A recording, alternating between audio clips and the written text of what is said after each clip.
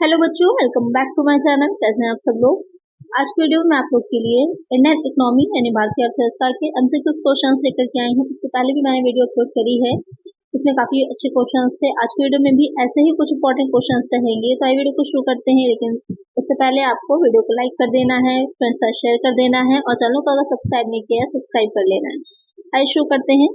First question लेते हैं। Which one of the following was the objective of 12th 5-year plan of India.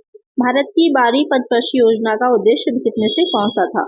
तेज और समावेशी विकास, तेज त्वरित और विश्वसनीय समावेशी विकास, तेज विश्वसनीय और अधिक समावेशी विकास, तेज टिकाऊ और अधिक समावेशी विकास। तो ये जो आपके 5-year प्लान है सबको देख लीजिएगा, कौन कब शुरू हुआ था, कौन इम्पोर्टेंट है, कब जो है किसमें किस चीज के लिए एक पर्पस या उद्देश्य रखा गया था, कितनी जो है हमको विकास करना है, किस चीज पर ज्यादा ध्यान दिया गया था। क्योंकि किसी योजना में इंडस्ट्रियल एरिया पर, किसी में एग्रीकल्चर एरिया पर, कहीं पर लिबरलाइजेशन, प्राइवेटाइजेशन, ग्लोबलाइजेशन आया था, तो उसको अच्छे से देख लीजिएगा।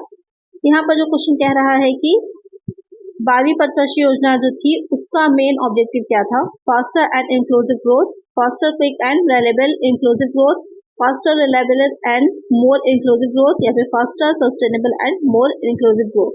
तो यहाँ पर जो 12th year plan of India था उसका जो मेन ऑब्जेक्टिव था वो हो जाएगा faster sustainable and more inclusive growth.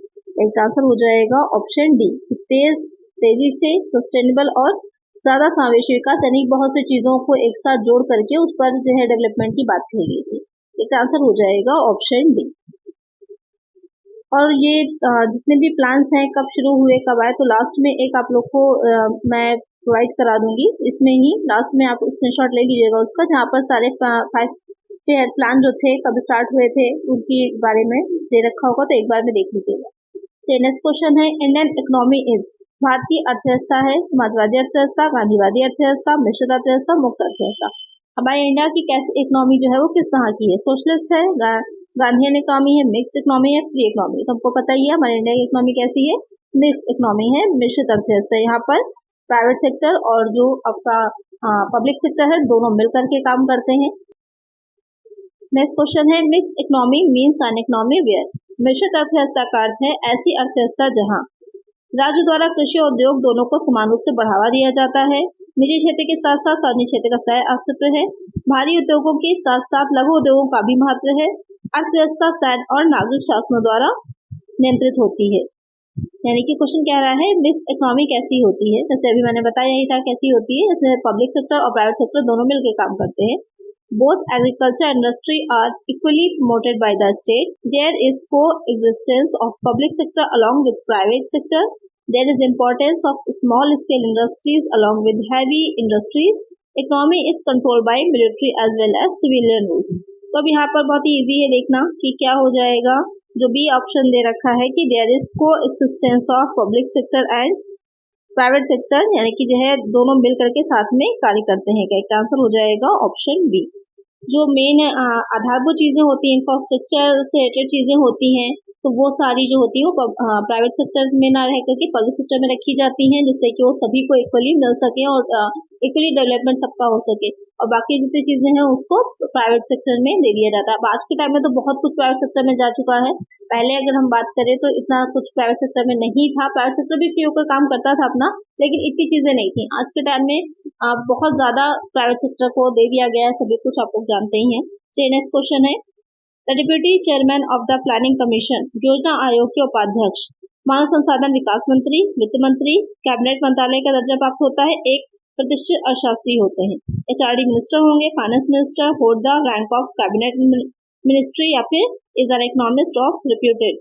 तो यहाँ पर क्वेश्चन क्या है, जो डिप्टी चेयरमैन होंगे। प्रीवियस वीडियो मैंने आप लोग को बताया था जो प्लानिंग कमीशन होती है उसके जो प्रेसिडेंट होते हैं, जो अध्यक्ष होता है वो कौन होगा, प्राइम मिनिस्टर होते हैं, पीएम होते हैं। और अब पूछा है कि डिप्टी चेयरमैन कौन होता है, उसका उपाध्यक्ष कौन होता है। तो उपाध्यक्ष कौन हो जाएगा, वो हो जाते हैं holds the rank of cabinet ministry. जो भी कैबिनेट मिनिस्ट्री जो होती है, कैबिनेट मंत्रालय जो होता है उसका दर्जा प्राप्त होता है, यानी कि उसमें जो भी मंत्री होता है उसमें किसी को भी उपाध्यक्ष बनाया जा सकता है।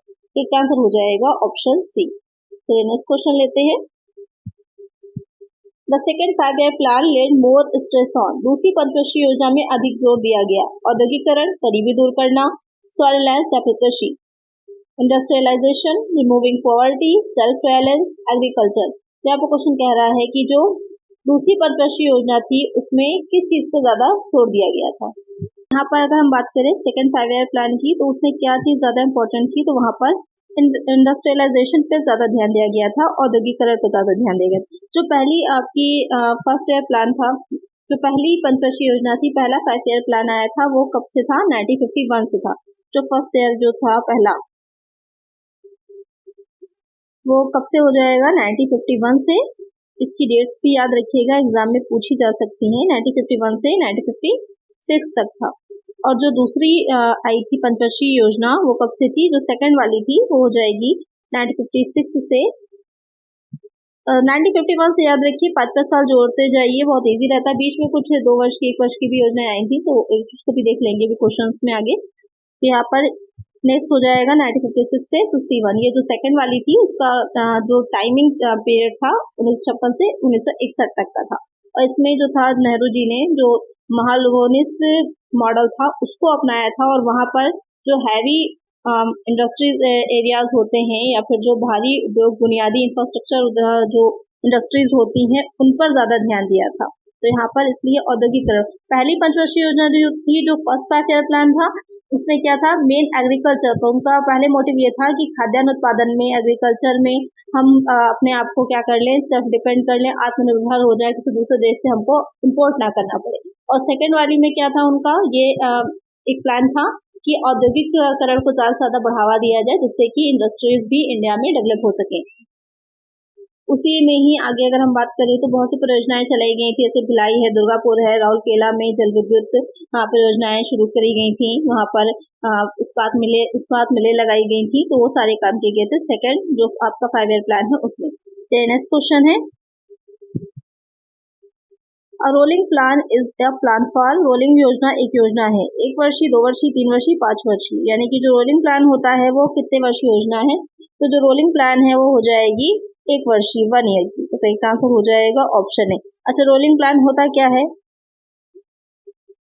रोलिंग प्लान योजना जो होती है, तो एक किस तरह का प्लान होता है जिसमें हर साल एक तरह समझिए फ्लेक्सिबिलिटी रहती है। तो हर साल क्या होता है कि उसमें चेंजेस किए जा सकते हैं इजली, और साथ ही उसमें जो भी हमने 1 साल में किया होता है उसका असेसमेंट हो जाता है, जिससे कि हमने जो उद्देश्य रखे थे, जो पर्पस रखे थे, अचीव किया गया है या नहीं किया गया है। और रही बात की कब से शुरू हुई थी, तो 1977-78 में इसमें जो आपकी 5 ईयर प्लान था उसको समाप्त कर दिया गया था, और उसके बाद 1978 से 83 तक ये आपका 6 ईयर के लिए ये जो रोलिंग प्लान योजना थी वो शुरू करी गई थी, जिससे कि आसानी से आकलन किया जा सके और उसमें फ्लेक्सिबिलिटी रहे। तो इसको ध्यान में रखिएगा, क्वेश्चन भी पूछ सकता है। और इसकी शुरुआत कब हुई थी, तो इसको ध्यान रखिएगा, 1978 में इसकी शुरुआत हुई थी। यहाँ पर करेक्ट आंसर हो जाएगा ऑप्शन ए। नेक्स्ट क्वेश्चन है, rolling plan was design for the period of. Rolling योजना किस अवधि के लिए डिजाइन की गई थी, तो अभी मैंने बताया ही आपको, 1985 to 90, 74 to 79, 80 to 85, 78 to 83। तो कब शुरू करी गई थी, 1978 से 83 के टाइमिंग में शुरू करी गई थी। तो यहाँ पर करेक्ट आंसर हो जाएगा ऑप्शन डी। ये सारी चीजों को, एक्सप्लेनेशन को भी ध्यान में रखा करिए, क्वेश्चन में आपसे कुछ भी पूछ सकता है। नेक्स्ट क्वेश्चन है, मेजर ऑब्जेक्टिव ऑफ, यहाँ पर फर्स्ट 5 ईयर प्लान वाज होगा। Major objective of first 5 year plan was, पहली पंचवर्षीय योजना का मुख्य उद्देश्य था औद्योगिक विकास, आत्मनिर्भरता, आर्थिक विकास, कृषि का विकास, industrial growth, self reliance, economic growth, development of agriculture. तो अभी मैंने आप लोग को बताया ही था कि जो पहली पंचवर्षीय योजना थी उसमें मेन ये था कि जो खाद्यान्न उत्पादन है, जो मेन खाने की कमी है, क्योंकि उस टाइम पर जब भारत आजाद हुआ था हमारा इंडिया 1947 में, तो उस टाइम की स्थिति आप सब लोग को पता ही है कि क्या थी। तो कैसे उस देश को चलाना और सारी चीजों को मैनेज करने के लिए सबसे पहले 5 ईयर प्लान को लाया गया था। और इसको लाने के बाद पहला जो कॉन्सेप्ट था वो यही था कि एग्रीकल्चर, भारत एक ग्रामीण देश है, कृषि प्रधान देश है, यहाँ एग्रीकल्चर पर ही ज्यादातर लोग आज भी डिपेंडेंट हैं। तो सबसे पहले इसमें ही आत्मनिर्भरता, सेल्फ डिपेंड होना इम्पोर्टेंट है, उसके बाद बाकी की चीजों में को भी हम ध्यान दे सकते हैं। तो यहाँ पर जो एग्रीकल्चर एरिया है, जो हमारा कृषि है, उसके डेवलपमेंट के लिए प्लान रखा गया था। तो एक आंसर हो जाएगा ऑप्शन डी। नेक्स्ट क्वेश्चन लेते हैं, major portion of working population in India is in. भारत में कामकाजी आबादी का बड़ा हिस्सा कहाँ है? एक तृतीय कारक है, निजी क्षेत्र, सार्वजनिक क्षेत्र, द्वितीय क्षेत्र। Territory factor, private sector, public sector, secondary sector. तो यहाँ पर क्वेश्चन कह रहा है कि जो वर्किंग पॉपुलेशन है इंडिया की, उसका मेजर पोर्शन जो है वो कहाँ पर लगा हुआ है, क्वेश्चन ये कह रहा है। मेजर पोर्शन है वर्किंग पॉपुलेशन का आज के टाइम में प्राइवेट सेक्टर में ज्यादा लगा, क्योंकि गवर्नमेंट सेक्टर में तो सर्विसेज ही नहीं है। अगर आप ध्यान से देखेंगे तो जितने भी बच्चे हैं आज के टाइम में ग्रेजुएट हैं, पोस्ट ग्रेजुएट है, पीएचडी हैं, काफी क्वालिफाइड है, लेकिन क्या है वैकेंसीज ही नहीं है गवर्नमेंट में। आती भी है अगर कुछ वैकेंसीज तो उसमें इतने लाख फॉर्म पड़ जाते हैं कि कंपटीशन का लेवल तो बहुत हाई होता है। और फॉर्म तो पढ़ते हैं वो एक अलग ही बात है, पेपर का लीक होना, बार बार पेपर का होना, उसमें भी जो है सही ढंग से पेपर ना करा पाना, पूरी पंचवर्षीय योजना ही समझ लीजिए पेपर भी बन चुके हैं आज के टाइम के। तो गवर्नमेंट सेक्टर में तो वैकेंसी का वही नहीं है, लेकिन प्राइवेट सेक्टर में जो बच्चे हैं ज्यादातर कुछ ऑप्शन ही नहीं बचता है, तो प्राइवेट सेक्टर में ही उनको जाना पड़ता है। तो यहाँ पर क्या करेक्ट आंसर हो जाएगा, ऑप्शन बी हो जाएगा, प्राइवेट सेक्टर, निजी क्षेत्र। नेक्स्ट क्वेश्चन है planning in India drives it's objectives from. Bharat में योजना के उद्देश्य निम्नलिखित हैं: मौलिक अधिकार, मौलिक कर्तव्य, प्रस्तावना, राज्य की नीति, निर्देशक सिद्धांत। की जो प्लानिंग की जाती है इंडिया में, तो उसके जो ऑब्जेक्टिव्स हैं वो किसके बेस पर लिए जाते हैं, कहाँ से लिए गए हैं, ये क्वेश्चन आपसे पूछ रहा है। ये हो जाएगा directive principles of state policy.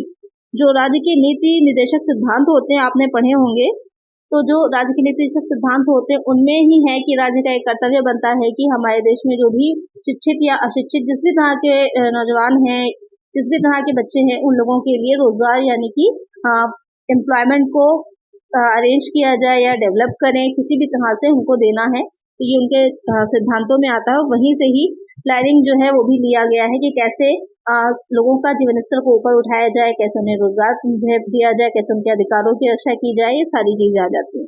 Correct answer हो जाएगा ऑप्शन डी। नेक्स्ट क्वेश्चन है economic planning is a subject in. आर्थिक नियोजन एक विषय है। संवर्धित सूची, राज्य सूची, संघ सूची, विशेष सूची। तो आपने ये सारी सूचियां पता ही होंगी आपको। तो क्वेश्चन जो कह रहा है कि जब इकोनॉमिक प्लानिंग आर्थिक नियोजन की बात की जाती है तो वो किस लिस्ट में आता है, वो आ जाता है आपका संवर्धित सूची में। तो एक आंसर हो जाएगा ऑप्शन ए। तो यहाँ पर जो संवर्धित सूची होती है उसमें क्या रहता है कि उससे रिलेटेड जो भी आवश्यकताएं हैं या जो भी नियम या बनाए जा सकते हैं वो राज्य और केंद्र दोनों को ही रहता है। राज्य सूची में सिर्फ राज्य को रहेगा, यूनियन लिस्ट में सिर्फ संघों को रहता है, लेकिन इकोनॉमिक प्लानिंग जो होती है वो संवर्धित सूची में आती है। तो एक आंसर हो जाएगा ऑप्शन ए। नेक्स्ट क्वेश्चन है the contribution of Indian agricultural sector is.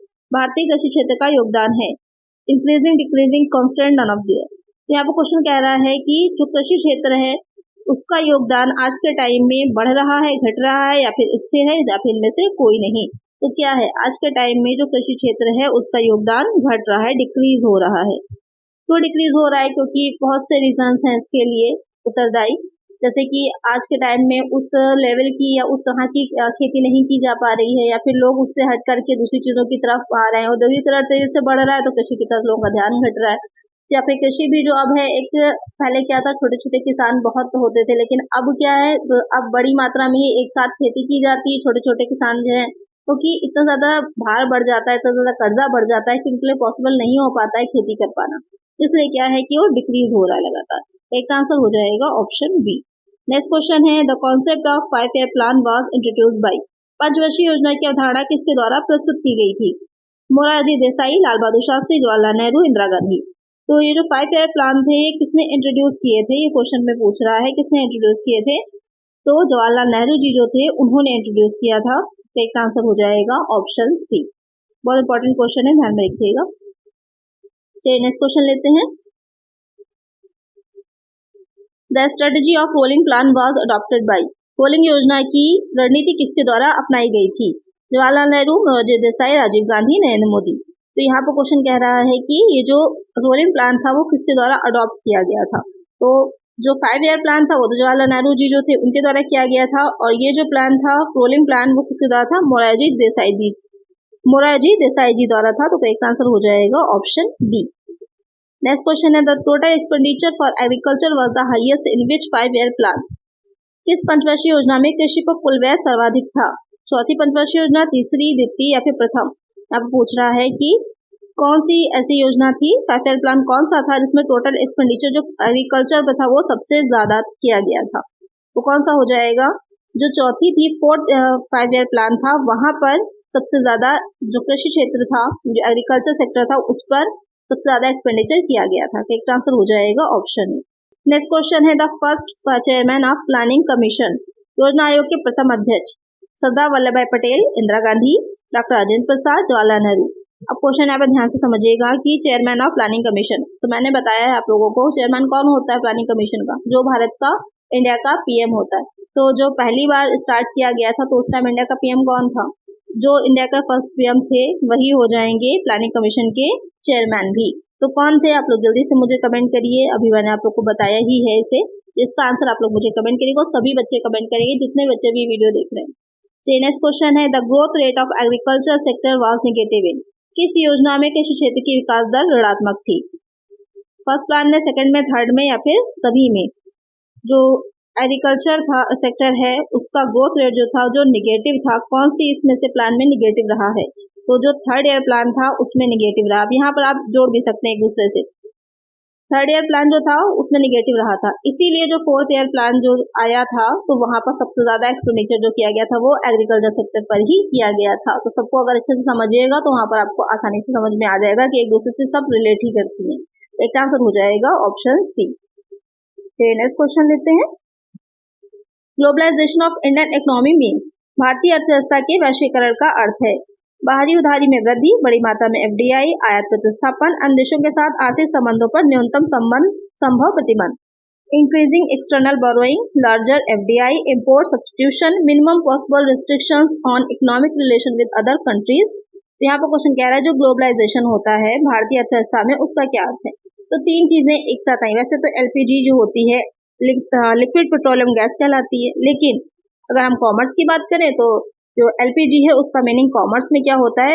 L for हो जाता है लिबरलाइजेशन, उदारीकरण, पी फॉर हो जाता है प्राइवेटाइजेशन, निजीकरण, और जी फॉर हो जाता है ग्लोबलाइजेशन, वैश्वीकरण। तो ये एलपीजी जो था ये कब आया था? जो औद्योगिक नीति आई थी, इंडस्ट्रियल पॉलिसी आई थी 1991 में, 1991 में जो आई थी, तो वहां पर उस पॉलिसी में क्या रहा था कि उदारीकरण, वैश्वीकरण और निजीकरण पर जोर दिया गया था, जिससे कि देश का विकास अच्छे से किया जा सके, आर्थिक समृद्धि प्राप्त की जा सके, जो डेवलपमेंट रेट है उसको बढ़ाया जा सके। तो वहां पर ग्लोबलाइजेशन की भी बात की गई थी।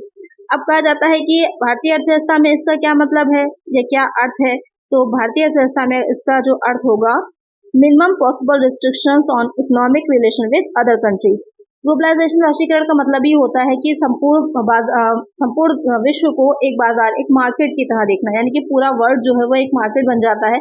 उसमें बीच की जो बाउंड्रीज हैं, जो बीच की जो है हम हर देश में अपना जो देश को अलग करती है एक देश से, उन बाउंड्रीज को समाप्त करके ये देखा जाता है कि पूरी जो विश्व है, पूरा वर्ल्ड है वो एक मार्केट है और उसमें व्यापार बिजनेस को किया जा सकता है। तो वही यहाँ पर भी मीनिंग रखी गई थी कि अन्य देशों के साथ आर्थिक संबंधों पर न्यूनतम संभव प्रतिबंध लगाए जाएंगे। तो इसमें बहुत तरह के रूल्स बनाए गए थे, संध्या की गई थी। तो यहाँ पर करेक्ट आंसर हो जाएगा ऑप्शन डी। नेक्स्ट क्वेश्चन है take off stage in an economy means. अर्थव्यवस्था में मंच से उतरना का अर्थ है प्रतिबंध हटा दिए गए हैं, अर्थव्यवस्था स्थिर है, स्थिर विकास प्रारंभ हो जाता है, अर्थव्यवस्था चरमरा रही है, restrictions are remove, economy is steady growth begins, economy is collapsing. Question क्या कह रहा है? जो टेक ऑफ स्टेज होती है इकोनॉमी की उसका मीन्स क्या होता है? तो उसका मीन्स क्या हो जाएगा कि जो स्थिर विकास प्रारंभ हो जाना, यानी कि स्टडी ग्रोथ बिगिंस, एक ऐसी ग्रोथ होना, एक इस तरह से ग्रोथ का होना जिसमें कि स्थिरता होती है। एक होता है फ्लक्चुएशन कि बहुत ज्यादा फ्लक्चुएट कर रहा है, एक बार ऊपर जाना फिर नीचे आना, फिर ऊपर जाना फिर नीचे आना, ये वाली एक होती है। तो एक हो जाती है आपकी कि कॉन्स्टेंटली ऊपर जा रहे हैं, तो वही चीज यहाँ पर है कि स्थिर विकास प्रारंभ होता है। तो करेक्ट आंसर हो जाएगा ऑप्शन सी। नेक्स्ट क्वेश्चन है अ क्लोज इकोनॉमी मीन्स। बंद अर्थव्यवस्था का अर्थ है केवल निर्यात होता है, धन आपूर्ति नियंत्रित होती है, डिजिटल फाइनेंसिंग होती है, ना निर्यात ना आयात। Only export are take place, money supply is control, digital financing take place, neither export nor import. तो जो क्लोज इकोनॉमी होती है उसका मीनिंग क्या होता है, क्वेश्चन ये पूछ रहा है। तो क्लोज इकोनॉमी जो होती है उसमें ना तो एक्सपोर्ट किया जाता है और ना ही कोई इम्पोर्ट किया जाता है, यानी हमारे देश में जो भी चीजें प्रोडक्ट बनाए जा रहे हैं, जो मैन्युफैक्चर हो रहा है, सिर्फ उनको ही हम क्या करते हैं, कंज्यूम करते हैं, ना ही किसी अदर कंट्री में हम उसे एक्सपोर्ट करेंगे, ना ही वहां से कुछ भी हम इम्पोर्ट करेंगे। एक आंसर हो जाएगा ऑप्शन डी। नेक्स्ट क्वेश्चन है which of the statement is correct about Indian planning commission. भारतीय योजना आयोग के बारे में कौन सा कथन सही है? सदस्य किसी न्यूनतम शिक्षा की आवश्यकता नहीं है। भारतीय संविधान में इसे परिभाषित नहीं किया गया। कार्यावधि पर जुर्माना नहीं लगता। उपरोक्त सभी। Member do not require any minimum education. It is not defined in Indian constitution. Do not have fine working duration all the above. तो यहाँ पर क्वेश्चन जो कह रहा है कि जो प्लानिंग कमीशन है इंडियन भारतीय योजना आयोग है, उसमें जो स्टेटमेंट ये जो दे रखी है इसमें से कौन सा करेक्ट हो सकता है? सारे करेक्ट हो। तो यहाँ पर अगर हम बात करें, it is not defined in Indian constitution, भारतीय संविधान में इसे परिभाषित नहीं किया गया है, क्योंकि ये जो बनी थी या जो पंचवर्षीय योजना लाई गई थी वो बाद में लाई गई थी। हमारा संविधान जो था वो पहले ही बन के तैयार हो गया था। और कब लागू हुआ था हमारा कॉन्स्टिट्यूशन? 26 जनवरी 1950 को लागू कर दिया गया था। और ये जो पंचवर्षीय योजनाएं हैं उसमें बाद में आई थी। तो इंडियन कॉन्स्टिट्यूशन में इसके बारे में कुछ नहीं है। तो यहाँ पर जो बी पॉइंट है वो करेक्ट हो जाएगा। तो आई होप आपको अच्छे से समझ में आ गया होगा इन सारे चीज़ों के बारे में कि 5 ईयर प्लान जो बनाए गए थे कैसे हैं, किस तरह से हैं, और इनके जो डेट्स हैं वो आप लोग अपनी स्क्रीन पे देख रहे होंगे कि कब शुरू हुआ था, कौन सा प्लान, उसमें क्या चीज़ें इंपॉर्टेंट बताई गई थी। तो वो चीज़ आप लोग एक बार अच्छे से देख लीजिएगा, समझ लीजिएगा, सारी आपके 5 ईयर प्लान जो है वो तैयार हो जाएगी। तो आज की वीडियो में इतना ही। वीडियो अच्छी लगी है, हेल्पफुल रही है तो वीडियो को लाइक ज़रूर करके जाइएगा, एक कमेंट कर दीजिएगा और फ्रेंड्स साथ वीडियो को शेयर कर दीजिएगा। अगर अभी तक सब्सक्राइब नहीं किया है तो सब्सक्राइब जरूर से कर लीजिएगा। मिलते हैं नेक्स्ट वीडियो में। Thank you.